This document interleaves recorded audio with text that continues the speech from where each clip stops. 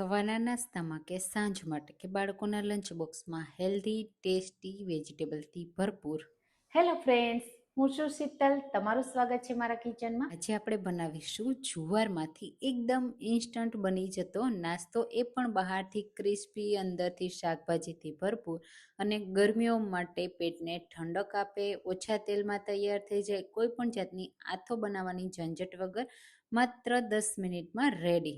તો ચાલો બનાવીએ. તો જુવારનો નાસ્તો બનાવવા માટે આપણે 1 કપ જુવારનો લોટ લેશું, જે તમે એકદમ તાજો અને ફ્રેશ હોય ને તેવો લેવાનો છે, અને એને એક બોલમાં આ રીતે એડ કરી દઈશું. સાથે આપણે એકદમ ક્રિસ્પી આ નાસ્તો બનાવવા માટે રવો એડ કરીશું, જે મેં અડધો કપ એડ કર્યો છે. તમે રવો 1/4 કપ જેટલો પણ એડ કરી શકો છો. હવે આપણે કોઈ પણ જાતનો આથો નથી લાવવાના, એટલા માટે આપણે એમાં દહીં એડ કરીશું, જેના લીધે ખટાશ આવશે અને આ નાસ્તો ખાવામાં બહુ સરસ એવો લાગશે. તો થોડું ખાટી દહીં હોય ને એવું લેવાનું છે, જેનાથી નાસ્તો ખાવામાં સરસ લાગે. બધી વસ્તુને પહેલાં મિક્સ કરીશું. તો આપણે જ્યારે આ બેટર બનાવીએ ને ત્યારે ખાસ ધ્યાન રાખવાનું છે, બેટર બિલકુલ પતલું નથી કરવાનું, થીક રાખવાનું છે. એટલે પાણી એડ કરતા વખતે ખાસ ધ્યાન રાખવાનું. તો 1 કપ દહીં અને મેં 1/4 કપ પાણી લીધું છે. એમાં પણ જરૂર લાગે ને એટલું જ આપણે એડ કરીશું. તો તમે ગરમીઓમાં જુવારનો લોટ ખાઓ છો કે નહીં, મને કમેન્ટમાં ચોક્કસથી કહેજો. અને હા, મારી રેસીપી તમે કઈ સિટીમાંથી જુઓ છો ને એ મને જરૂરથી કહેજો. જો તમારે જુવારના લોટની બીજી કઈ રેસીપી જોવી હોય ને તો પણ મને કમેન્ટ કરજો, હું તમારી સાથે ચોક્કસથી શેર કરીશ. અને હા, મારે જુવારના લોટની અલગ અલગ સિરીઝ સ્ટાર્ટ કરવી જોઈએ કે નહીં, એ ગરમીઓ માટેની બેસ્ટ રેસીપી, તો એ મને સજેસ્ટ કરજો, હું તમારી સાથે એવી રેસીપી શેર કરીશ. તો અહીંયા તમે જુઓ, મેં 1/4 કપ પાણી એડ કર્યું, લોટને મિક્સ કરી દીધો. હવે 10 મિનિટ ઢાંકીને રહેવા દેશું. 10 મિનિટ પછી એકદમ સરસ લોટ રેસ્ટ થઈ ગયો છે. તો આપણે એમાં વેજીટેબલ એડ કરીશું. તો 1 કપ ખમણેલી દૂધી, તો ગાજર હોય તો ગાજર એડ કરવાનું, ફ્રેશ લીલા ધાણા અને તીખાસ આદુ મરચાંની લસણની પેસ્ટ એડ કરવાની છે. તીખાસ લીલા મરચાંથી જ એડ કરવાની છે, એટલે મરચું થોડું વધારે એડ કરવાનું, સ્વાદ પ્રમાણે મીઠું, હળદર પાવડર અને ધાણા જીરું પાવડર. તો વધારે મસાલા આ જે નાસ્તામાં એડ કરવાની જરૂર નથી. અને હા, આ બેટરને થોડું થીક રાખવાનું છે, એટલા માટે આપણે પહેલાં પાણી એડ નથી કરવાનું. અને વેજીટેબલમાં ભરપૂર માત્રામાં પાણી હોય છે, ખાસ કરીને દૂધીમાં. તો દૂધીમાંથી પાણી છૂટું પડશે આ રીતે મિક્સ થશે ને એટલે આ રીતે પહેલાં થીક લાગશે તમને મિક્સ કરવામાં, પણ જેમ જેમ મિક્સ કરતા જશું ને એમ પરફેક્ટ બેટર રેડી થઈ જશે. તો ગરમીઓમાં દૂધી અને જુવારનો લોટ જરૂરથી ખાવો જોઈએ, પણ બંને વસ્તુ કોઈને પસંદ નથી આવતી.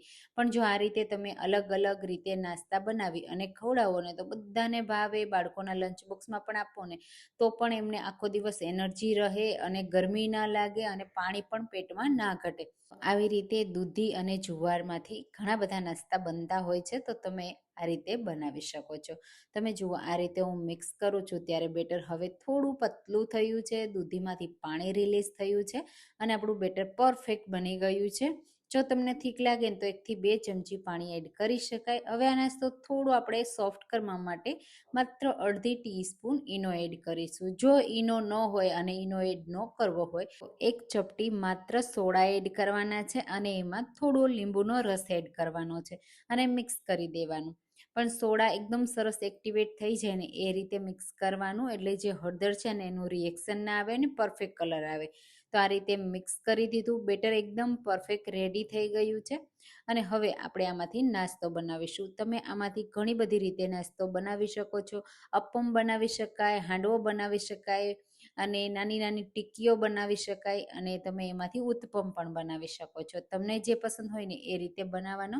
આપણે આજે હાંડવાનો શેપ આપીશું, તો એના માટે તેલ, રાઈ, જીરું અને તલ એડ કરીશું. થોડો મીઠો લીમડો પણ એડ કરીશું અને વઘારને આ રીતે સ્પ્રેડ કરી લેશું. તો આ રીતે વઘાર થઈ જાય ને પછી એમાં બેટર એડ કરીશું. તો 2 મોટા ચમચા જેટલું હું બેટર એડ કરું છું. થોડું હું થીક રાખું છું એટલે ખાવામાં સરસ લાગે. આ રીતે થોડું સ્પ્રેડ પણ કરી દેશું અને હવે ઢાંકીને ગેસની લો ફ્લેમ ઉપર આપણે 3 મિનિટ માટે એક સાઈડ થવા દેશું. 3 જ મિનિટમાં આ રીતે તમે જુઓ ડ્રાય થઈ જશે, ઉપરથી આ રીતનો સરસ એવો કલર આવી જશે. હાથથી ટચ કરશો ને તો બિલકુલ કાચો નહીં લાગે. પછી આપણે એની સાઈડને ચેન્જ કરી દેવાની. જો તમને અહીંયા જરૂર લાગે ને તો થોડું તેલ પણ તમે એક્સ્ટ્રા એડ કરી શકો છો, જો વધારે ક્રિસ્પી જોઈએ તો. પણ પરફેક્ટ ક્રિસ્પી તો થઈ જ જાય છે. તો ઓછા તેલમાં ગરમીઓ માટે બેસ્ટ બની જશે. ફરીથી ઢાંકી 2 થી 3 મિનિટ મેં બીજી સાઈડ પણ કૂક કર્યો. બંને સાઈડ મેં સરખો કૂક કર્યો છે. બંને સાઈડ સરસ એવો ક્રિસ્પી થવા દીધો. તમે જુઓ બંને સાઈડ સરસ ક્રિસ્પી થઈ ગયો ને. બસ આ જ રીતે બાકીના બધા નાસ્તા બનાવી લેવાના. સાંજ માટે બનાવો, સવારના નાસ્તામાં બનાવો, બાળકોના લંચ બોક્સમાં બનાવો, નાની મોટી ભૂખમાં પણ બનાવી શકાય છે ને. એકદમ હેલ્ધી, ટેસ્ટી જુવારના લોટનો નવો નાસ્તો કે હાંડવો બનીને રેડી થઈ ગયો છે. મનગમતા શેપમાં કટ કરી શકો છો. જો બાળકોને ખાવાના હોય અને ચીઝ પસંદ હોય તો ઉપર થોડું ચીઝ તમારે સ્પ્રેડ કરી દેવાનું અને પછી બાળકોને સર્વ કરવાનો. બાળકો ખુશી ખુશી ખાઈ લેશે અને ખૂબ જ હેલ્ધી થશે. તો આવો નાસ્તો જો ક્યારેય ટ્રાય ના કર્યો હોય તો આ રેસીપી જરૂરથી એકવાર ટ્રાય કરજો. બધાને બહુ પસંદ આવશે. ચા સાથે, ચટણી સાથે બહુ સરસ એવો લાગશે. તો આ રેસીપી ટ્રાય કરો. ત્યાં સુધીમાં મળીશું એક નવી રેસીપી સાથે. અને હા, હજુ સુધી મારી ચેનલને સબસ્ક્રાઈબ ના કરી હોય તો જલ્દીથી કરી લેજો. Thank you for watching.